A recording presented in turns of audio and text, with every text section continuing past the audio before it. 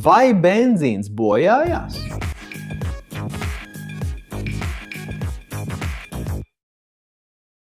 Sveikas, inženieru mammas! Šodien mēs runāsim par kaut ko, kas ir sastopams gandrīz visās automašīnās, motociklos un iekārtās, kuras mēs izmantojam ikdienā.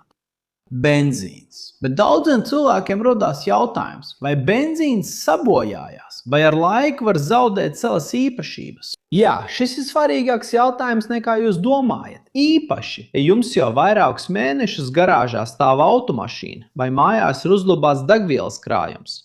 Ātra atbilde ir jā, benzīns sabojājās. Bet, lai saprastu, kā un kāpēc tas notiek, mums vispirms ir jāsaprot, kas ir benzīns un kā tas uzvedās, kad tiek uzglabāts. Benzīns ir sarežģīts ogļūdeņraža maisījums, proti molekulas, kas sastāv no oglekļa un ūdeņraža. Šīs molekulas ir diezgan nestabils, ka tās tiek pakļautas noteiktiem vides faktoriem. Un tieši šī nestabilitāte izraisa degvielas noārdīšanos laika gaitā. Bet kas ir galvenais vaļinieks benzīna noārdīšanās procesā? Skābeklis. Kad benzīns nonāk saskarē ar gaisa skābekli, notiek ķīmiska reakcija, ko sauc par oksidāciju. Šajā reakcijā ogļūdeņraža molekulas reaģē ar skābekli un veido jaunas vielas, piemēram, skābes un nogulsnes.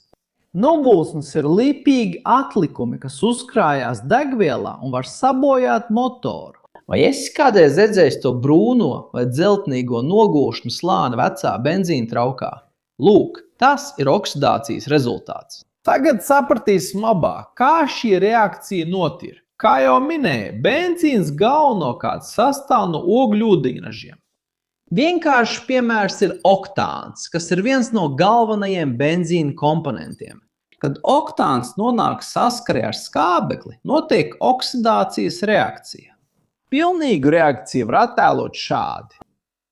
Kad divas oktāna molekulas reaģē ar 25 skābekļa molekulām, tās rada 16 oglekļa dioksīda molekulas un 18 ūdens molekulas. Bet tā ir tikai pilnīgā sadegšana, kas notiek motorā. Uzglabāšanas laikā patiesībā notiek daļēji oksidēšanās. Ogļūdeņraža molekulas sāk sadalīties un pārkombinēties, veidojot starpproduktus, un tas notiek pa posmiem. Vispirms mums ir iniciācija, jeb radikāļa veidošanās. Skābeklis reaģē ar ogļūdeņradi, bieži ar gaismas, siltuma vai metāla palīdzību, lai veidotu brīvo oglekļa radikāli un hidroperoksila radikāli. Un pēc tam mums ir propagācija, jeb hidroperoksīda veidošanās. Brīvais oglekļa radikāls ātri reaģē ar skābekli, veidojot peroksila radikāli, kas pēc tam atņem ūdeņraža atomu no citas ogļūdeņraža molekulas, veidojot hidroperoksīdu, jeb ROOH, un radot jaunu radikāli, tādējādi padarot reakciju par ķēdes reakciju. Šie brīvie radikāļi ir kā mazas, ļoti reaģētspējīgas molekulas, kas uzbrūk citām ogļūdeņraža molekulām, izraisot vēl lielāku noārdīšanos. Šo procesu sauc par brīvo radikāļu ķēdes reakciju. Turpinoties reakcijai, molekulas apvienojas ar vien sarežģītākās struktūrās, veidojot polimērus un nogulsnes. Šīs nogulsnes ir ļoti lielas un smagas molekulas, kas slikti sadeg motorā un atstāja atlikumus. Tāpēc vecā benzīns atstāja to lipīgo nogulšņu slāni uz injektoriem un motora vārstiem. Turklāt oksidācijas laikā veidojās arī organiskās skābes. Kad hidroperoksīdi sadalās, tie var veidot aldehīdus un ketonus, kas vēlāk oksidējas, veidojot karbonskābes. Šīs skābes palielina benzīna skābi, kas var korrodēt degvielas sistēmas metāla komponentus, piemēram, caurules un injektors. Skābums tiek mērīts pēc skābes skaitļa, un jo lielāks šis skaitlis, jo vairāk benzīns ir degradējies. Bet kā ir ar iztvaikošanu? Papildus oksidācija ir vēl viens svarīgs faktors. Iztvaikošana. Benzīns ir gaistošs šķidrums, kas nozīmē, ka tā vieglākās sastāvdaļas viegli iztvaiko, nonākot saskarē ar gaisu. Kad jūs atstājat atvērtu trauku ar benzīnu, visgaistošākās sastāvdaļas iztvaiko atmosfērā, atstājot aiz sevis smagāku un mazāk efektīvu maisījumu, kas vairs nav tik labs kā degviela. Tas samazina benzīna kvalitāti un tā spēju pareizi sadegt dzinējā. Visgaistošākās sastāvdaļas ir tieši tās, kurām ir mazākas molekulas, piemēram, pentāns un heksāns, kuriem ir zemāki viršanas punkti. Tātad, cik ilgs laiks nepieciešams, lai benzīns sabojātos?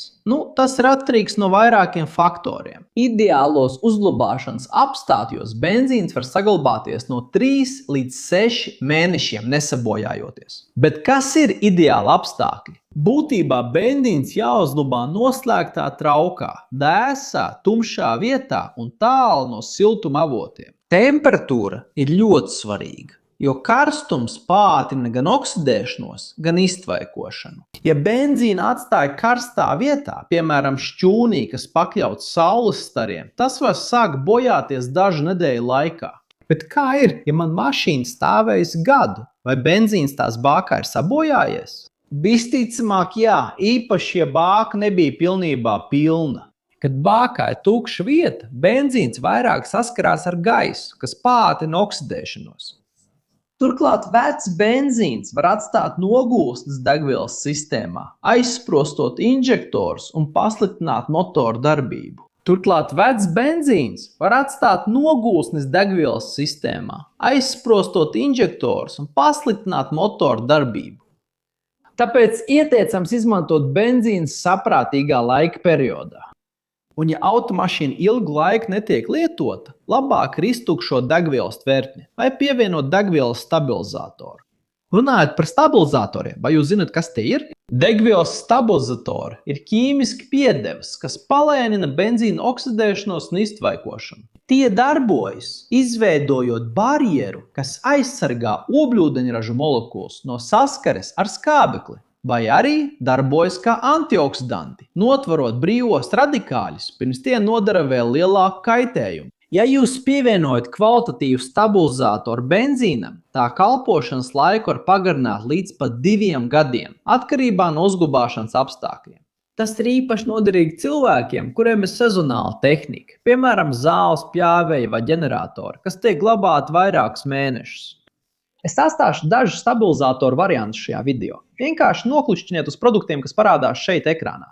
Vai arī, ja vēlaties, aprakstā zem video ir saite ar dažām iespējām. Tātad, kā jūs varat zināt, vai benzīns ir sabojājies? Ir dažas pazīmes. Ja benzīnam ir nepatīkama smaka, kas atšķirās no parastās, tas liecina, ka ir notikusi oksidēšanās. Ja tā ir tumšākā vai duļķainā krāsā, tas arī norāda uz degradāciju. Un, ja mēģināsiet izmantot sabojājušos benzīnu savā automašīnā, varat pamanīt grūtības iedarbināt, jaudus trūkumu vai pat motoru darbības traucējumus.